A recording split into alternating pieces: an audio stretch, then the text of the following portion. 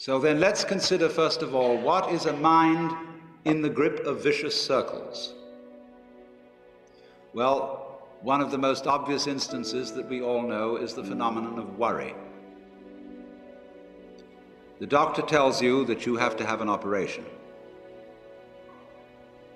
And that has been set up so that automatically everybody worries about it. But since worrying takes away your appetite and your sleep, it's not good for you.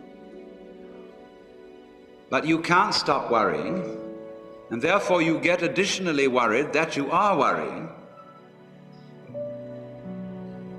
And then, furthermore, because that is quite absurd and you're mad at yourself because you do it, you are worried because you worry because you worry. That is a vicious circle. So now, can you allow your mind to be quiet? Isn't it difficult? Because the mind seems to be like a monkey, jumping up and down and jabbering all the time. Once you've learned to think, you can't stop. And an enormous number of people devote their lives to keeping their minds busy and feel extremely uncomfortable with silence. When you're alone, nobody's saying anything, there's nothing to do. There's this worry, this lack of distraction. I'm left alone with myself, and I want to get away from myself. I'm always wanting to get away from myself. That's why I go to the movies, that's why I read mystery stories, that's why I go after girls or anything that you do, or get drunk or whatever. I don't want to be with myself. I feel queer. So, well, why do you want to run away from yourself? What's so bad about it? Why do you want to forget this? Why do you want to become yourself? Because you are addicted to thoughts.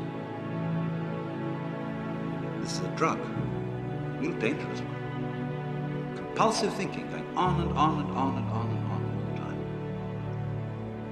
It's a habit. So there's a difficulty about stopping that activity. And you really have to stop it if you want to be sane. Because if I talk all the time, I don't hear what anyone else has to say. Then I'll end up in the situation of having nothing to talk about but my own talking. Or so in exactly the same way, if I think all the time, I won't have anything to think about except thoughts. So in order to have something to think about, there are times when you simply must stop thinking. Well, how do you do that?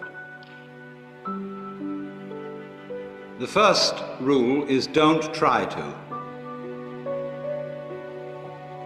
Because if you do, you will be like someone trying to make rough water smooth with a flat iron.